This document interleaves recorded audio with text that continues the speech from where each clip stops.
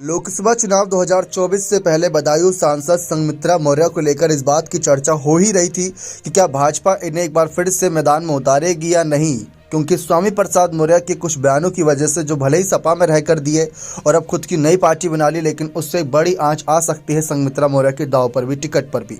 इसी वजह से भाजपा इस सीट पर काफ़ी सोच विचार कर रहे हैं। इस बीच खबरें सामने आती हैं कि संघमित्रा मौर्य के साथ साइबर अपराध हुआ। जी हाँ, साइबर अपराध के मामले थम नहीं रहे आज के समय में। बदायूं में एक दिन पहले डीएम की प्रशासनिक फेसबुक आईडी हैक कर ली गई थी। हैकर्स ने अब भाजपा सांसद संघमित्रा मौर्य को निशाना बनाया। साइबर अपराधियों ने भाजपा सांसद की भी फेसबुक आईडी हैक कर ली। ना सिर्फ हैक करी बल्कि उससे कई मैसेजेस भी भेजने शुरू कर दिए। बताया जा रहा है कि सांसद संघमित्रा मौर्य की आईडी हैक करने के बाद तमाम लोगों को मैसेज भेजे गए। जब मैसेज जाने की सूचना सांसद के पास आई तब उन्हें आईडी हैक होने के बारे में जानकारी हुई। इस पर उन्होंने एसएसपी को पत्र सौंपकर कहा कि उनके आईडी हैक करके उनकी छवि को धूमिल किया जा सकता है या फिर लोगों के साथ ठगी की जा सकती है। उनकी तहरीर पर साइबर पुलिस थाना आईटी एक्ट के तहत पता लगाए कि आखिर इसके पीछे कौन है और एफआईआर दर्ज कर ली गई। हैकर्स का पता लगाने के लिए जांच शुरू कर दी गई है।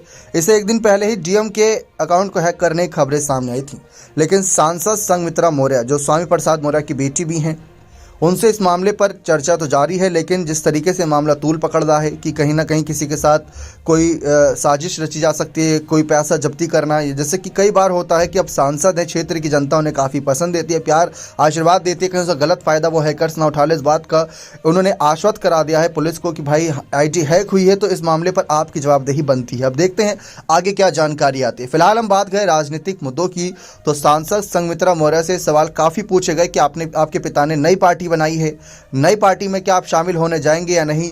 तब सांसद संघमित्रा मौर्य ने साफ कहा कि आप ये बार बार सवाल क्यों पूछ रहे हैं, क्योंकि संघमित्रा मौर्य जिस भी जनसभा कार्यक्रम में शामिल होने जाती वहां पर उनके कामकाज से अलग उनके पिता से जुड़े ही सवाल उनसे पूछे जाते, जिसको सुनकर बार बार भड़कती नजर आई सांसद संघमित्रा मौर्य।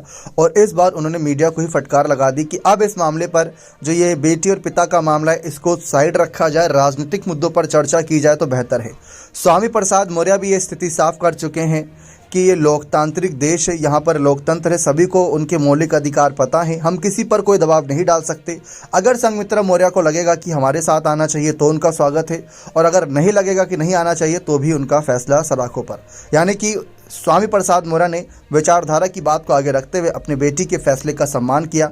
लेकिन ये वही बेटी हैं जिनको स्वामी प्रसाद मौर्य के कहने पर ही बहुजन समाज पार्टी ने एक समय पर टिकट दिया था, जिनके कहने पर ही भाजपा में कहीं ना कहीं आगे टिकट पाई और फिर ना सिर्फ पाई बल्कि चुनाव जीती भी। इनकी मेहनत भी थी, लेकिन उन सबको पता है कि स्वामी प्रसाद मौर्य की ज़्यादा मेहनत थी।